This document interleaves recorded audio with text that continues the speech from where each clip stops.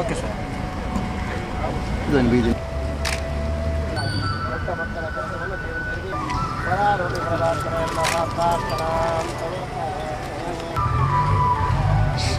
ಗೋಬಣ್ಣ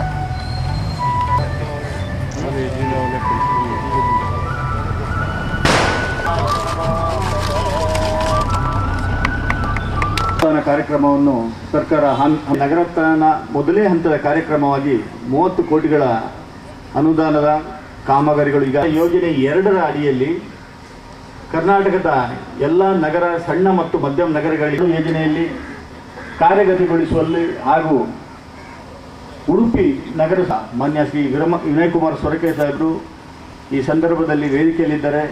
ಇವರಿಗೆ ಎದುರಾದಂಥ ಸಮಯದಲ್ಲಿ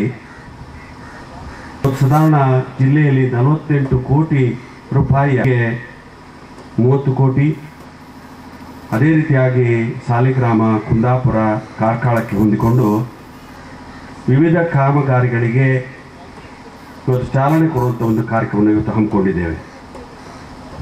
ನಮ್ಮ ಉದ್ದೇಶ ಉಡುಪಿ ಈ ಒಂದು ನಗರಸಭೆ ಸಾಕಷ್ಟು ರೀತಿಯಲ್ಲಿ ಮೂಲಭೂತವಾದಂಥ ಒಂದು ಸೌಲಭ್ಯಗಳನ್ನು ಒದಗಿಸುವಂಥ ಅವಕಾಶಗಳಾಗಬೇಕು. ಅದೇ ರೀತಿಯಾಗಿ ಜನರಿಗೆ ಉಪಯೋಗ ಆಗುವಂಥ ಕಾಮಗಾರಿಗಳನ್ನು ಶೀಘ್ರವಾಗಿ ಪಾರದರ್ಶಕವಾಗಿ ಈ ಕಾಮಗಾರಿಗಳನ್ನು ಮಾಡಬೇಕು ಅನ್ನೋಂಥ ಉದ್ದೇಶವನ್ನು ಇಟ್ಕೊಂಡು ಇದರ ಮಾಹಿತಿಗಳನ್ನು ಕೂಡ ನಾವು ಜನರಿಗೆ ತಿಳಿಸಿದ ಹಾಗೆ ಆಗ್ತದೆ ಅನ್ನೋಂಥ ಉದ್ದೇಶಕ್ಕೋಸ್ಕರ ಈ ಕಾರ್ಯಕ್ರಮವನ್ನು ಅಳವಡಿಸಿದ್ದೇವೆ. ನಾವು ಹೊಸ ಸರ್ಕಾರ ಬಂದ ನಂತರ ಇವಾಗಲೇ